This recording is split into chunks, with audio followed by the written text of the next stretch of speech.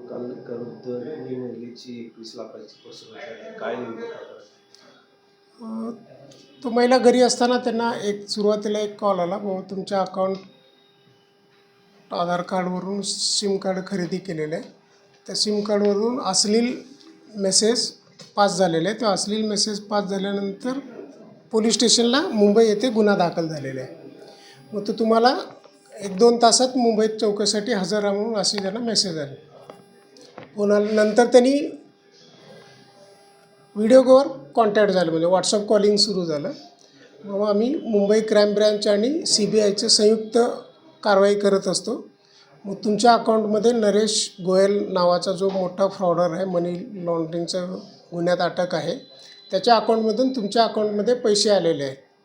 मग तो पैसे तुम्हाला ट्रान्सफर करावा लागेल, जो आम्ही बँक अकाउंट सांगतो, आणि आमची चौकशी होईपर्यंत तुमचं अकाउंटमधले पैसे आम्ही सेफमध्ये ठेवू. मग असं सांगितलं, तुम्ही जर नाही दिले तर आम्ही स्थानिक पोलीस स्टेशनला सांगून तुमच्यावर अटक करण्याची प्रोसिजर सुरू करण्यात येईल. मग तो तुमचं सगळं चौकशी झाल्यानंतर हे पैसे जोडबावी पेठ पोलीस स्टेशनला, कारण तो तक्रारदार हा जोडबावी पोलीस स्टेशनच्या हद्दीत राहत होते, त्या पोलीस स्टेशनला जमा होईल, तिथून तुम्ही पैसे घ्या असं त्यांना सांगितले.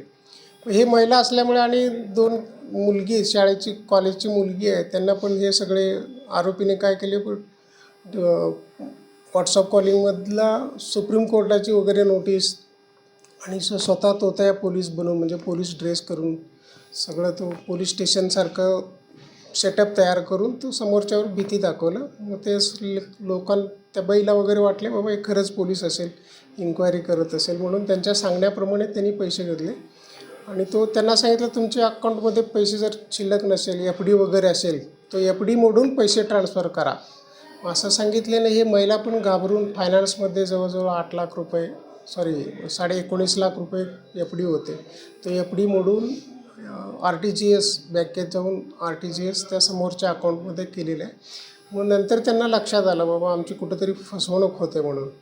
मग तो जोडबावी पेठ पोलीस स्टेशनला गेले. मग तिथल्या पोलीस स्टेशनने त्यांना सायबर पोलीस स्टेशनला जायला सांगितले. मग इथं सायबर पोलीस स्टेशनला आम्ही डिटेल चौकशी केलं.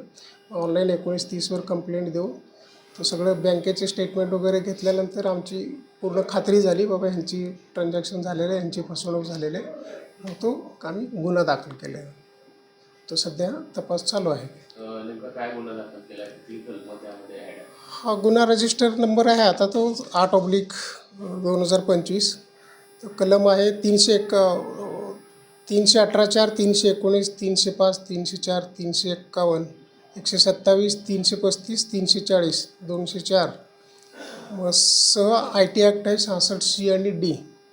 मग ही फसवणूक आणि पोलिसांची ड्रेस घालून वगैरे भीती दाखवणे, महत्त्वाचे डॉक्युमेंट सुप्रीम कोर्टाचे बोगस म्हणजे नोटीस वगैरे तयार करून हा फसवणूक केले म्हणून त्याप्रमाणे गुन्हा दाखल झालेला आहे. यामध्ये काय शिक्षा अपेक्षित आहे?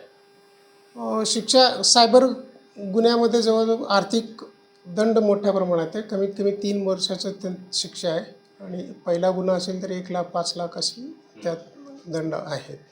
मध्यंतरी पण एका डॉक्टरची अशाच पद्धतीने फसवणूक. सायबर पोलीस स्टेशन सोलापूर शहर कडून सोलापूर जनतेला आव्हान आहे की कुठलाही पोलीस डिपार्टमेंट हा डिजिटल अरेस्ट करत नाही आणि ऑनलाईन चौकशी पण करत नाही. प्रत्यक्ष तुम्हाला नोटीस वगैरे पाठवून हजर राहण्यासाठी समज देतात, आणि कुठलाही आर्थिक व्यवहार तुम्ही ह्या अकाउंटमध्ये पैसे ट्रान्सफर करा वगैरे असली कुठलीही सांगणार नाही.